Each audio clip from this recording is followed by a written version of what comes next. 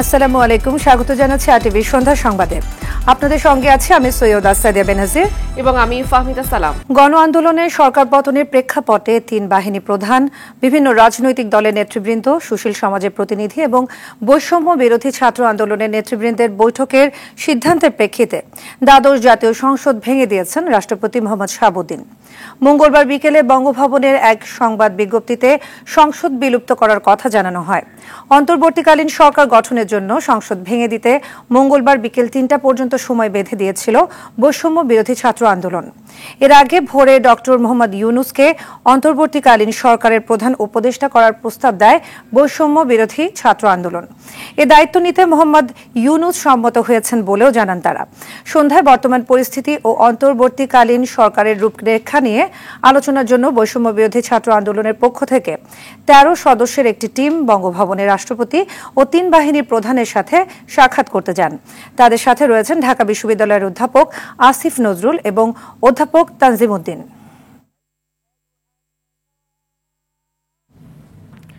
BNP chairperson সাবেক প্রধানমন্ত্রী বেগম খালেদা জিয়াকে মুক্তি দেওয়া হয়েছে। আজ এক আদেশে তাকে মুক্তি দেওয়া হয়।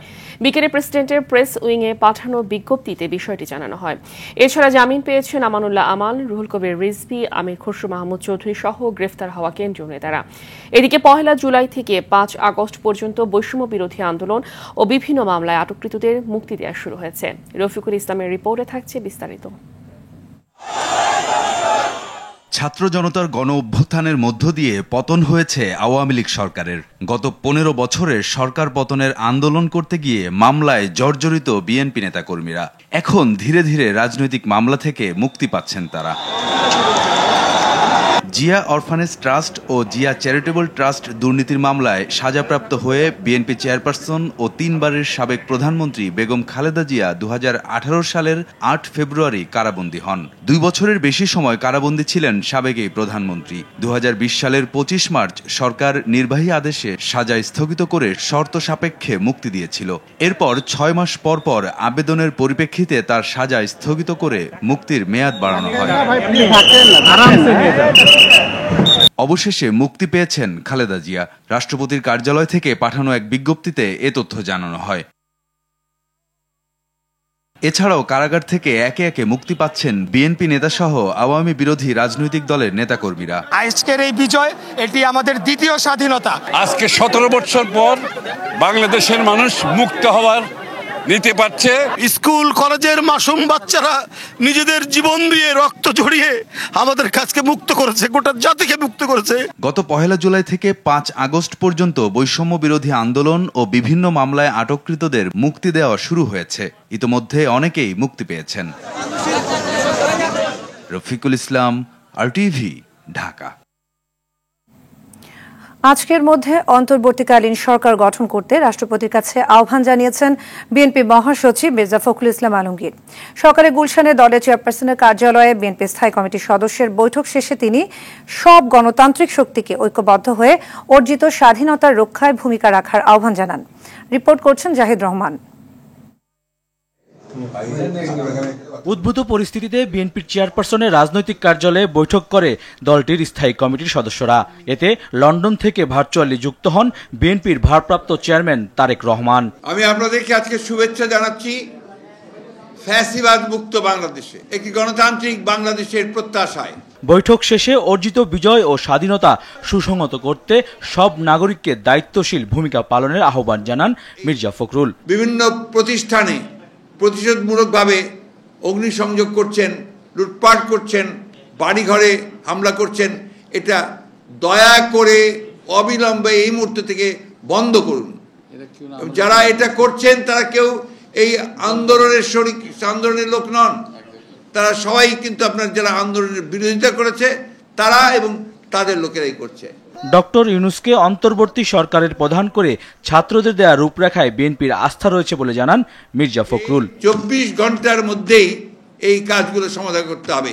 আমি রাষ্ট্রপতির কাছে আহ্বান জানাচ্ছি, কাল বিলম্ব না করে আপনি আজকে এর মধ্যেই ২৪ ঘন্টা প্রায় হয়ে যাচ্ছে, ২টার মধ্যেই আপনি দয়া করে এটাকে অবিলম্বে এই পার্লামেন্টকে ভেঙে দিয়ে আপনারা একটা অন্তর্বর্তীকালীন নিরপেক্ষ সরকার গঠন করুন।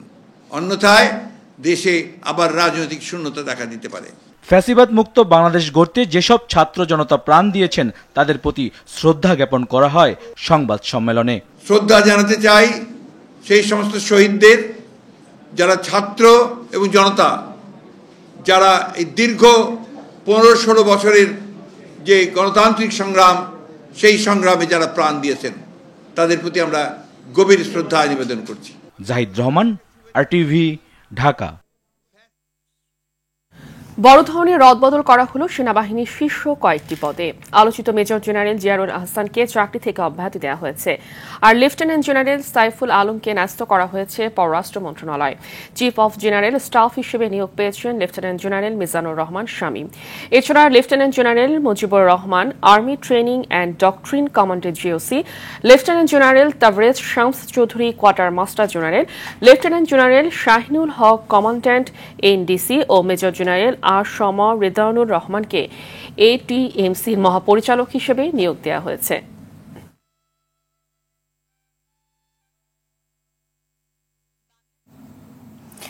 চব্বিশ ঘন্টারও বেশি সময় রাজধানীর থানাগুলো পুলিশ শূন্য। রাস্তাঘাটে নেই কোনো ট্রাফিক পুলিশ। বিভিন্ন মোড়ে মোড়ে ট্রাফিক পুলিশের দায়িত্ব পালন করছে ছাত্র জনতা। পুলিশ সদর দপ্তর থেকে শুরু করে ডিএমপি হেডকোয়ার্টারেও দেখা মেলেনি কোনো পুলিশ কর্মকর্তার। বিস্তারিত সুমন তানভীরের প্রতিবেদনে। তিলোত্তমা নগরী ঢাকা। ব্যস্ত এ শহরে 24 ঘন্টারও বেশি সময় ধরে নেই পুলিশের কোনো দেখা। গুরুত্বপূর্ণ সিগন্যালগুলোতে দায়িত্ব পালন করতে দেখা যায় ছাত্র জনতাকে। রাজধানীর বিজয় সরণি। ছাত্র জনতার বিজয়ের পর পুলিশ শূন্য হয়ে যাওয়া রাজধানীর ব্যস্ততম পয়েন্টগুলোতে ট্রাফিক ব্যবস্থাপনারও দায়িত্ব নিয়েছে তারা। অফিসে যেতে লেগে দেখি এখানে খুব পরিস্থিতি খারাপ। আমার এই ভাইয়েরা, ছাত্র ভাইয়েরা, এরা অনেক কষ্ট করে নিয়ন্ত্রণ করতেছে। যাচ্ছিলাম এই পাশ দিয়ে, যাওয়ার সময় দেখি যে ছাত্ররাই নামছে, আমার বাইরে নামছে, তো আমরা দাঁড়ায় থাকি কিভাবে? রাস্তার পাশে গাড়ি দাঁড় করে আমি নিজে নামছি, ট্রাই করতেছি ওনাদেরকে সাপোর্ট দেওয়ার জন্য। শুধু বিজয় সরণি নয়, কাকরাইল থেকে শুরু করে মিরপুর, মালিবাগ সব জায়গাতেই দেখা যায় ট্রাফিক ব্যবস্থাপনায় শিক্ষার্থীদের সরব উপস্থিতি। তারা বলছেন আন্দোলনে অংশ নেওয়া শিক্ষার্থীরা আলোচনার মাধ্যমে ভাগ করে নিয়েছেন বিভিন্ন পয়েন্ট। ওদের ফোন দিয়ে বললাম যে মিরপুরে কিছু ভলান্টিয়ার পাঠাও, এখানে অনেক জ্যাম। ওইখানে ওই সাইডে একদম অ্যাম্বুলেন্স আটকা পড়ছিল, তো অ্যাম্বুলেন্স ছাড়ানোর জন্য আমি প্রথমে আসছি সবার আগে। আমার অফিস বাদ দিয়ে আমি চলে আসছি এখানে। আমার ফ্রেন্ডরা যারা আছে এরা আছে বিজয় সরণি। আসার সময় দেখলাম কোনো পুলিশ নাই, তো মনে হলো যে এই কাজটা আমাদের করা উচিত। আমি দাঁড়ানোর পরে আরো 2-3 জন এসেছে। যানজটের সমস্যা হচ্ছে, এর জন্য আমরা জনগণের ভালোর জন্য আমরা দাঁড়িয়েছি। অফিসে আসার পর দেখতেছি এদিকে আশেপাশে সব জায়গায় জ্যাম, কেউ যাইতে পারতেছে না। 1-1.5 ঘন্টার মতো হয়ে গেছে ওইখানে ছিল, তো এরপরে আমরা নামলাম সবাই। শুধু রাজপথে নয়, রাজধানীর থানাগুলোও পুলিশ শূন্য। কিছু থানাতে তো রীতিমতো তালা ঝুলছে। মিন্টু রোডের ডিএমপি হেডকোয়ার্টারে কর্মকর্তা তো দূরে থাক, নেই নিরাপত্তার দায়িত্বে থাকা গেটম্যানও। জানতাম না, আসতাম না। জানতেন না? না না, সত্যিকার প্লিজ আমি জানি না। পুলিশ ক্লিয়ারেন্স সার্টিফিকেটের জন্য কি আছে দেখতেছি না তো কাউকে। সবাই চলে গেছে, যে যার যার মতো চলে গেছে। পুলিশ হেডকোয়ার্টারে দেখা মেলে শুধু পরিচ্ছন্নতা কর্মীদের। বিক্ষুব্ধ জনতা ভাঙচুর করেছে রিসিপশন থেকে শুরু করে পুলিশ প্রধানের কক্ষ। সুমন তানভীর, RTV, ঢাকা। চলমান পরিস্থিতিতে দেশীয় নিরাপত্তা একেবারে ভেঙে পড়ায় এখন থেকে ঢাকা সহ দেশের বিভিন্ন পুলিশ স্টেশন ও হযরত শাহজালাল আন্তর্জাতিক বিমানবন্দরের নিরাপত্তা এবং ঢাকা শহরের ট্রাফিক নিয়ন্ত্রণের দায়িত্ব পালন করবে বাংলাদেশ আনসার ও গ্রাম প্রতিরক্ষা বাহিনী, যা পরবর্তী নির্দেশনা না দেওয়া পর্যন্ত বলবৎ থাকবে। বিকেলে আনসারের মিডিয়া শাখা থেকে এ তথ্য জানানো হয়।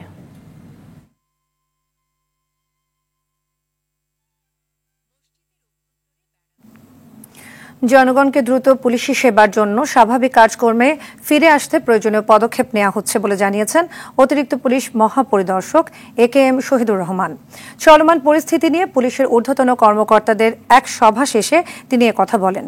যেসব পুলিশ সদস্য কষ্ট নিয়ে কর্মবিরতি ঘোষণা করেছে তাদের সাথে কথা বলা হচ্ছে বলেও জানান তিনি। ইকবাল অনেকের রিপোর্টে দেখুন বিস্তারিত। সারা দেশে পুলিশ হত্যা, থানায় হামলা, লুটপাট ও অরাজক পরিস্থিতিতে করণীয় নির্ধারণে পুলিশের ঊর্ধ্বতন সাবেক ও বর্তমান কর্মকর্তাদের এই বৈঠক। বর্তমান বাস্তবতায় পুলিশের সার্বিক কাঠামো ভেঙে পড়া, তা পুনর্গঠনে অতিরিক্ত পুলিশ মহাপরিদর্শক AKM শহীদুর রহমানকে ফোকাল পয়েন্ট করা হয়েছে বলে জানান চাকরিচ্যুত সাবেক DIG খান সাইদ হাসান। বিদ্যমান পরিস্থিতিতে চেইন অব কমান্ড ভেঙে পড়ার প্রেক্ষিতে পুলিশের বিভিন্ন ইউনিটের কার্যক্রম চালু রাখার লক্ষ্যে পুলিশ সদর দপ্তরের অতিরিক্ত মহাপুলিশ পরিদর্শক জনাব AKM শহীদুর রহমানকে বাংলাদেশ পুলিশের সকল ইউনিটের সাথে যোগাযোগের কন্টাক্ট পয়েন্ট হিসাবে দায়িত্ব পালনের জন্য সর্বসম্মতভাবে মনোনীত করা হয়েছে। জনজীবনের এই সংকটকালে পুলিশের অনুপস্থিতি ব্যাপকভাবে প্রভাব ফেলছে। জনগণকে দ্রুতই পুলিশি সেবা দেওয়ার জন্য স্বাভাবিক কাজকর্মে ফিরে আসা যায়, সেজন্য পদক্ষেপ নেওয়া হচ্ছে বলে জানিয়েছেন অতিরিক্ত পুলিশ মহাপরিদর্শক AKM শহীদুর রহমান। বাংলাদেশ পুলিশকে যাতে আবার জনগণের কাছাকাছি নিয়ে যেতে পারি, তাদের যাতে যে দায়িত্ব সে দায়িত্ব যাতে পালন করতে পারে, সেজন্য আমরা এদেরকে সবাইকে সংগঠিত করার চেষ্টা করতেছি। তাদের মনোবলের উপরে একটা নেতিবাচক প্রভাব পড়েছে, সেইটি কাটিয়ে ওঠার চেষ্টা করতেছি। যেসব পুলিশ সদস্য কর্মবিরতি ঘোষণা করেছে তাদের সাথে যোগাযোগ করা হচ্ছে বলেও জানান তিনি। কর্মবিরতির করা আমাদের যে ফোর্সে বলেছে, এটা হয়তো তাদের ভিতরে একটা মনের কষ্ট থেকে হয়তো বলেছে। তা আমরা আশা করি বাংলাদেশ পুলিশ সদস্য আমরা যে দায়িত্বটা আছে এটা আমরা পালন করতে সক্ষম হব এবং তাদের এই কর্মবিরতির যে ঘোষণা, এটা নিশ্চয়ই এটা সমাধান করতে আমরা সক্ষম হব। পুলিশের আজকের এই অবস্থায় সবাইকে পাশে থাকার আহ্বান জানান অতিরিক্ত IGP AKM শহীদুর রহমান। পুলিশের আজকের এই অবস্থায় আপনারা আমাদের পাশে দাঁড়ান। ইকবাল অনিক, RTV, ঢাকা। বিচারপতিরা শপথ ভঙ্গ করে আওয়ামী লীগের রাজনীতি করছেন, বিভিন্ন রাজনৈতিক দলের নেতাকর্মীদের সাজা দিয়েছেন এবং দুর্নীতি করেছেন। এই জন্য তারা বিচারক হওয়ার অনুপযুক্ত বলে মন্তব্য করেছেন সুপ্রিম কোর্ট বারের সভাপতি barrister Mahbubuddin Khokon. Supreme court প্রাঙ্গণে সাংবাদিকদের সঙ্গে আলাপকালে তিনি 1 সপ্তাহের মধ্যে দুর্নীতিগ্রস্ত বিচারপতিদের পদত্যাগের আহ্বান জানান। বলেন, অতি উৎসাহী হয়ে বিচার ব্যবস্থাকে দূষিত করেছেন তারা।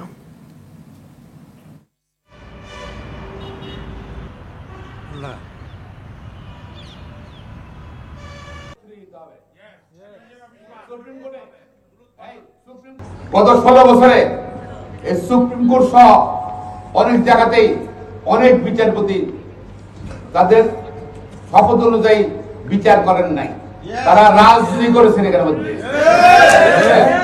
তারা রিমান্ড দিয়েছেন, গ্রেপ্তার করেছেন, সাজা দিয়েছেন। সে অতি উৎসাহী সুপ্রিম বিচার, তারা শপথ ভঙ্গ করেছেন। যারা এইসব কোর্টে বলে রাজনীতি করেছেন, দুর্নীতি করেছেন, আগামী 1 সপ্তাহের মধ্যে তাদের অনুরোধ করব পদত্যাগ করার জন্য। সাবেক প্রধানমন্ত্রী শেখ হাসিনার ভিসা বাতিল করেছে যুক্তরাষ্ট্র। বাংলাদেশের বিরোধী দলগুলোর সূত্রের বরাতে এই তথ্য জানিয়েছে ভারতীয় সংবাদ মাধ্যম নিউজ 18। সোমবার ছাত্র জনতার তোপের মুখে ক্ষমতা ছাড়তে বাধ্য হয়ে ভারতে পালিয়ে যান শেখ হাসিনা। এরপর যুক্তরাজ্যে রাজনৈতিক আশ্রয় নিতে চেয়েছিলেন তিনি। তাকে ভারতীয় গণমাধ্যম সূত্রে জানা গেছে, ক্ষমতাচ্যুত শেখ হাসিনাকে আশ্রয় দিতে ইচ্ছুক নয় যুক্তরাজ্য। এদিকে ভারতেও বেশি দিন অবস্থান করবেন না পদচ্যুত হাসিনা। তিনি ভারতে অল্প সময়ের জন্য জরুরি ভিত্তিতে আশ্রয় চেয়েছেন বলে জানিয়েছেন ভারতের পররাষ্ট্রমন্ত্রী S জয়শঙ্কর। এতে সাবেক এই প্রধানমন্ত্রীর শেষ আশ্রয় কোথায় হবে তা নিয়ে ধোঁয়াশা কাটেনি।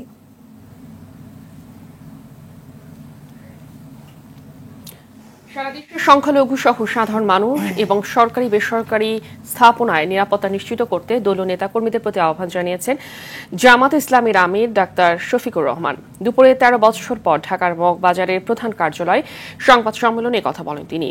অর্থনীতিবিদ অধ্যাপক মোহাম্মদ ইউনুসকে অন্তর্বর্তী সরকারের প্রধান হিসেবে দেখতে চেয়ে বৈষম্য বিরোধী ছাত্র আন্দোলনের সমন্বয়কদের প্রস্তাবকে তার দল শ্রদ্ধার চোখে দেখে বলে জানিয়েছেন জামাত ইসলামের আমির। দেশ গঠনের জন্য ব্যবসায়ীদের ভূমিকা নেয়ার পাশাপাশি প্রবাসীদের রেমিটেন্স পাঠানোর আহ্বান করেন তিনি। ইতিমধ্যে আমরা সারা বাংলাদেশে জনগণকে যেমন আহ্বান জানিয়েছি, আমাদের প্রিয় সংগঠনকে আমরা আহ্বান জানিয়ে দায়িত্ব দিয়েছি যে এখন থেকে তারা যেখানেই মানুষ বিপন্ন হওয়ার আশঙ্কা আছে সেখানে তারা যেন পাহারাদারের ভূমিকা পালন করে। যেখানে এই দুর্বৃত্তপনা দেখবেন, কঠোর হস্তে ওদেরকে প্রতিরোধ করতে হবে ইনশাআল্লাহ। আমরা কথা দিচ্ছি যে বিদ্যমান প্রশাসনকে আমরা এ বিষয়ে সর্বাত্মক সহযোগিতার জন্য প্রস্তুত। স্বাভাবিক হতে শুরু করেছে রাজধানীর জনজীবন। সকাল ৬টার পর কারফিউ না থাকায় অন্যান্য দিনের মতো কাজে বেরিয়েছে মানুষ। বেলা বাড়ার সাথে সাথে ধীরে ধীরে বাড়ছে কোলাহল আর গণপরিবহনের সংখ্যা। নিজ গন্তব্যে ছুটছেন সবাই। আজ থেকে অফিস, আদালত সহ সব আর্থিক প্রতিষ্ঠান খোলা। শিক্ষা প্রতিষ্ঠান খুললেও উপস্থিতি খুবই কম। অফিস, আদালত খোলায় জনজীবনে ইতিবাচক প্রভাব পড়তে শুরু করেছে। সাধারণ মানুষের প্রত্যাশা, ক্ষমতায় যেই আসুক, হানাহানি ও দুর্নীতিমুক্ত দেশ চায় তারা।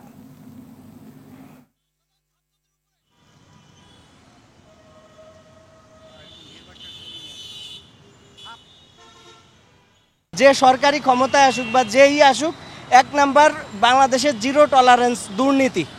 যত বড়ই অফিসার হোক, দুর্নীতির জিরো টলারেন্স। আর দ্রব্যমূল্যের দাম নাগালের ভিতরে আনতে হবে, এই যারা আর কোনো দাবি নাই। প্রত্যেকটা মানুষের জানমাল এখনো সংকটের মুখে আছে। এখনো পাবলিক, সাধারণ মানুষ রাস্তায় বের হতে ভয় পাচ্ছে।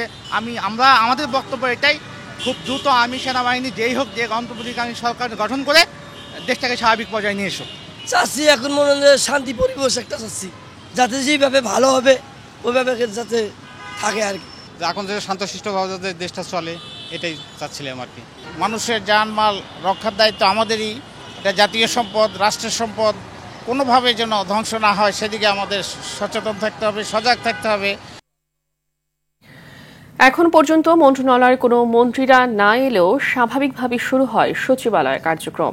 কয়েকটি দপ্তরের সচিবরা অফিস করছিলেন, তবে দুপুরের দিকে আগুন আতঙ্কের গুজবে সচিবালয় ছাড়েন কর্মকর্তা কর্মচারীরা।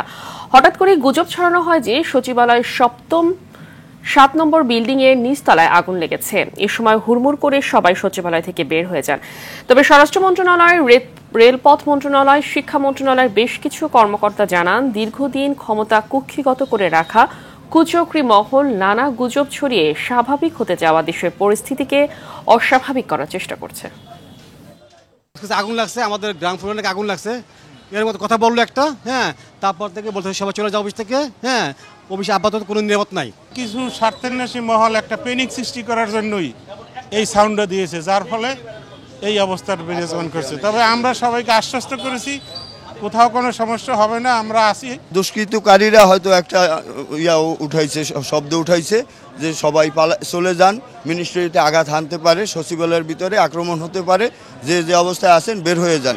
আসলে এটা গুজব। সবাই তখন নির্দেশনার অপেক্ষায় আছেন। নতুন গভর্নমেন্ট ফর্ম করলে অফিসিয়াল এবং ফর্মালি হয়তো তারা জব সার্ভিস দিবে। চলমান পরিস্থিতিতে বাংলাদেশকে শান্ত রাখার আহ্বান জানিয়েছে জাতিসংঘ। সোমবার শেখ হাসিনা পদত্যাগ ও পলায়নের পর জাতিসংঘের তরফে এ আহ্বান জানানো হয়। সংস্থার মুখপাত্র ফারহান হক বলেন, বাংলাদেশের জনগণের সঙ্গে পূর্ণ সংহতি প্রকাশ করেছেন জাতিসংঘ মহাসচিব অ্যান্টনিও গুটেরেস। এই সময় আন্দোলন চলাকালে সংগঠিত সব ধরনের সহিংসতার জন্য একটি পূর্ণ, স্বাধীন ও নিরপেক্ষ তদন্তের প্রয়োজনীয়তার উপরও জোর দেওয়া হয়। হবিগঞ্জের বানিয়াচংয়ে বৈষম্য বিরোধী আন্দোলনকারীদের সঙ্গে পুলিশের সংঘর্ষে নিহত 8 জনের দাফন সম্পন্ন হয়েছে। সকালে বানিয়াচং এল.আর. সরকারি উচ্চ বিদ্যালয়ের মাঠে নিহতদের জানাজা হয়। এতে সর্বস্তরের জনসাধারণ সহ প্রায় অর্ধলক্ষাধিক মুসল্লিরা অংশ নেন। পরে নিজ নিজ এলাকায় তাদের দাফন করা হয়। সোমবার বানিয়াচংয়ে বৈষম্য বিরোধী আন্দোলনকারীদের সঙ্গে পুলিশের সংঘর্ষে ঘটনাস্থলে 8 জন নিহত হন।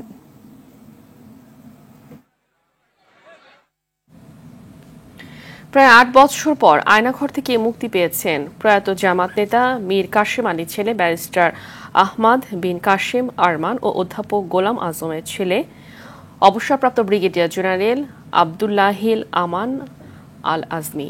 সকালে জামাতের পক্ষ থেকে আরটিভিকে বিষয়টি নিশ্চিত করা হয়েছে। এর আগে 2016 সালের 9 আগস্ট মিরপুর ডিওএইচ এর বাসা থেকে ব্যারিস্টার আহমদ বিন কাশেম আরমানকে ধরে নিয়ে যায় আইনশৃঙ্খলা রক্ষাকারী বাহিনীর সদস্যরা। এরপর থেকে তাকে কথিত আয়নাঘরে রাখা হয়েছিল বলে গুঞ্জন ছিল।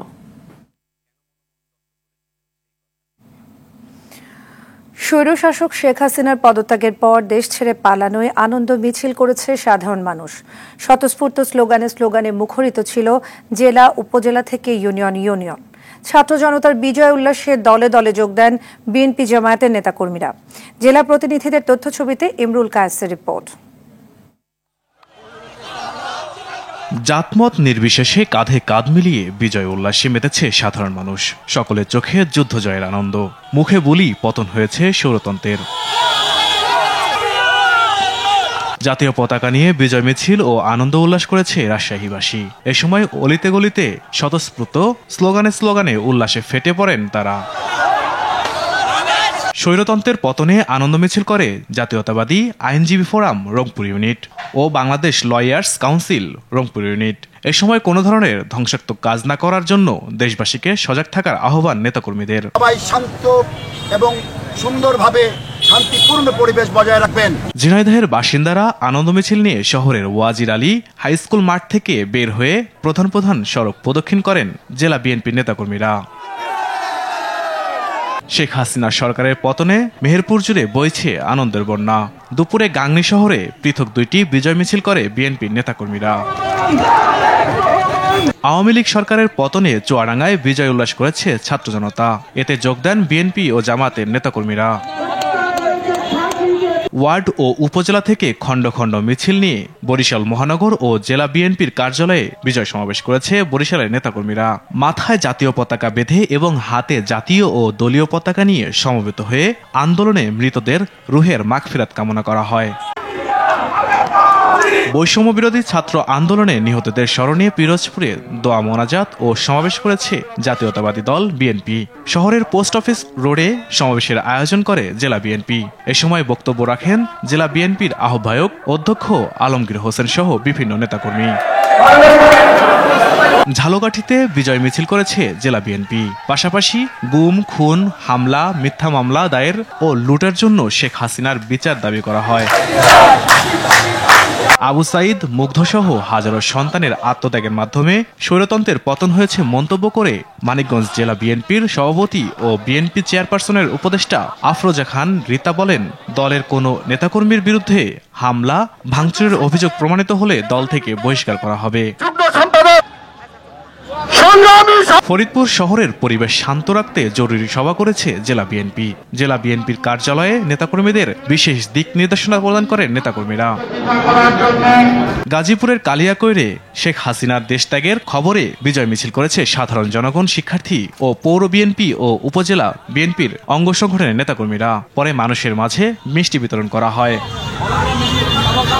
শিক্ষার্থী জনতার তোপের মুখে শেখ হাসিনা পদত্যাগ করায় লক্ষ্মীপুরে বিজয় মিছিল করেছে এলাকাবাসী। এর আগে চকবাজার জামে মসজিদ এলাকায় মিষ্টি বিতরণ করেন স্থানীয়রা। মাদারীপুরে পৃথকভাবে আনন্দ মিছিল করেছে জেলা বিএনপি ও বিভিন্ন বিদ্যালয়ের শিক্ষার্থীরা। সকালে লেকের পাড়ের মুক্তমঞ্চ থেকে বৈষম্য বিরোধী ছাত্র আন্দোলনের জেলা সমন্বয়ক আব্দুর রহিমের নেতৃত্বে ও জেলা বিএনপির সদস্য সচিব জাহানদার আলী জাহানের নেতৃত্বে 2টি আনন্দ মিছিল হয়।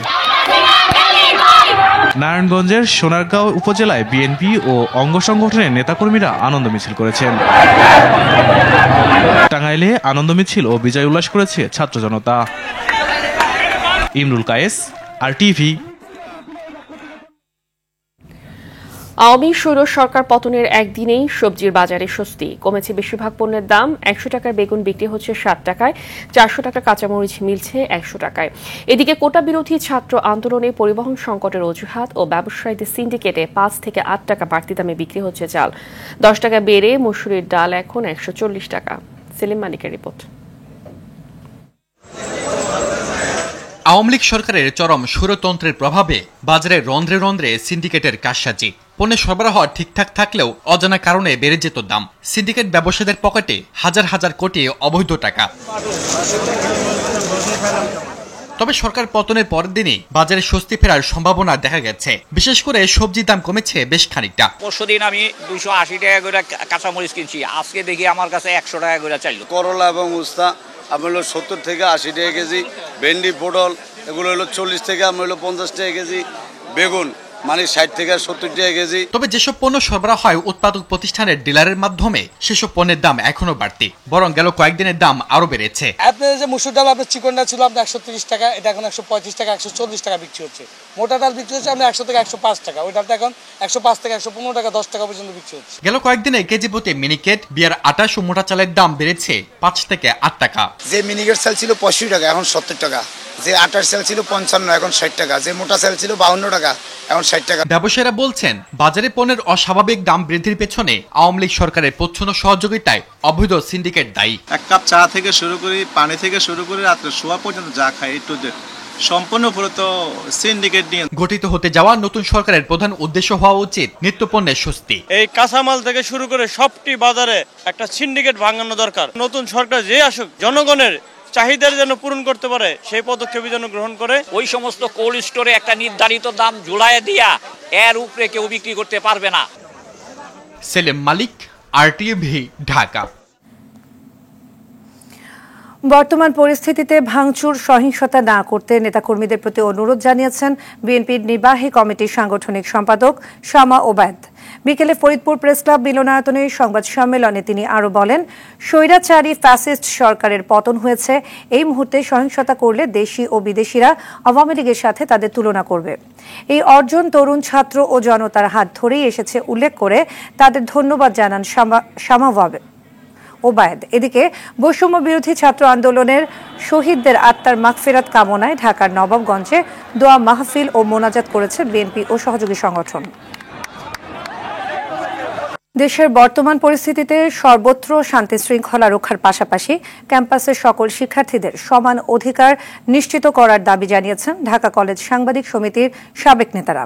সকালে কলেজ অডিটোরিয়ামে বৈষম্য বিরোধী ছাত্র আন্দোলন ঢাকা কলেজ শাখার সমন্বয়ক ও শিক্ষার্থীদের সাথে শিক্ষকদের মতবিনিময় সভায় কথা বলেন তারা। চলমান আন্দোলনে কলেজ কর্তৃপক্ষের পক্ষ থেকে ঢাকা কলেজের আহত শিক্ষার্থীদের চিকিৎসা নিশ্চিত করার পাশাপাশি নিহত পরিবারকে আর্থিক সহযোগিতার দাবি জানানো হয়। এ সময় উপস্থিত ছিলেন ঢাকা কলেজ সাংবাদিক সমিতির সাবেক সভাপতি মাহমুদুর রহমান শাকুরি, বিল্লাল হোসেন সাগর, আনাস ভুইয়া সহ কলেজের বিভিন্ন বিভাগের শিক্ষক ও ছাত্র নেতৃবৃন্দ। নাফ নদীতে নৌকাডুবির ঘটনায় নারী শিশুসহ 13 রোহিঙ্গা অনুপ্রবেশকারীর মরদেহ উদ্ধার করেছে টেকনাফের স্থানীয় বাসিন্দারা। এই ঘটনায় আরও কয়েকজন নিখোঁজ রয়েছে বলে জানিয়েছে জীবিত উদ্ধার হওয়া নারী তাবদিলা বেগম। টেকনাফ সদর ইউনিয়নের ইউপি সদস্য রশিদ আহমেদ জানান, গতকাল ভোরে মিয়ানমারের মংডু থেকে ফিশিং বোটে নাফ নদী হয়ে অন্তত 30 জন রোহিঙ্গা বাংলাদেশের উদ্দেশ্যে রওনা হয়। সকালের দিকে নৌকাটি টেকনাফের হাবির ছড়া এলাকায় পৌঁছলে ডুবে যায়। এ সময় এক নারীকে জীবিত উদ্ধার করা হলো। 13 জন রোহিঙ্গার মরদেহ উদ্ধার করে স্থানীয়রা। বিষয়টি থানায় অবহিত করা হয়েছে বলেও জানান। গুগলের একচেটিয়া অনলাইন অনুসন্ধানকে অবৈধ বলে রায় দিয়েছেন মার্কিন আদালত। বলা হয়, প্রতিযোগিতার পথ রুদ্ধ করতে অনলাইন অনুসন্ধানের ক্ষেত্রে একচেটিয়া আধিপত্য বজায় ও বিজ্ঞাপন সংগ্রহে অবৈধ কৌশল নিয়েছে গুগল। স্থানীয় সময় সোমবার ওয়াশিংটন ডিসির আদালতে মার্কিন জেলা বিচারক অমিত মেহতা এ রায় দেন। স্মার্টফোন এবং ব্রাউজারের ডিফল্ট সার্চ ইঞ্জিন হিসেবে গুগল আছে কিনা তা নিশ্চিত করতে বিলিয়ন বিলিয়ন অর্থ দেওয়ার কথাও বলা হয়। এই রায়ের ফলে গুগল এবং অ্যালফাবেট কি ধরনের শাস্তির মুখোমুখি হবে তা এখনো স্পষ্ট নয়। রায়কে গুগলের মূল কোম্পানি অ্যালফাবেটের জন্য একটি বড় ধাক্কা বলেই মনে করছেন বিশেষজ্ঞরা। বাংলাদেশ ক্রিকেট বোর্ড বিসিবিতে আমূল পরিবর্তন চান ক্রীড়া সংগঠকরা। সকালে বিভিন্ন ক্লাবের সংগঠক ও বিসিবির সাথে জড়িত সাবেক সংগঠকরা ক্রিকেট বোর্ডে এসে এমন দাবি জানান। আওয়ামী লীগ সরকারের আমলে বিসিবিতে দুর্নীতি হয়েছে উল্লেখ করে তারা সেগুলোর তদন্ত করে দোষীদের শাস্তিও দাবি করেন। বিসিবির সাবেক যুগ্ম সম্পাদক রফিকুল ইসলাম বাবুর নেতৃত্বে এ সময় বিসিবির সাবেক 2 কাউন্সিলর জিয়াউর রহমান ও বোরহান উদ্দিন উপস্থিত ছিলেন। ক্লাব কর্তাদের মধ্যে ছিলেন মোহামেডানের তরিকুল ইসলাম, পার্টেক্স স্পোর্টিংয়ের সাজ্জাদ হোসেন, লিজেন্ডস অব রূপগঞ্জের সাব্বির আহমেদ, প্রাইম দোলেশ্বরের মুশতাক হোসেন, এছাড়া সাবেক ক্রিকেটার মিনহাজুল আবিদিন নান্নু, হাবিবুল বাশার, দেবব্রত পাল ও শাহাদাত হোসেন উপস্থিত ছিলেন।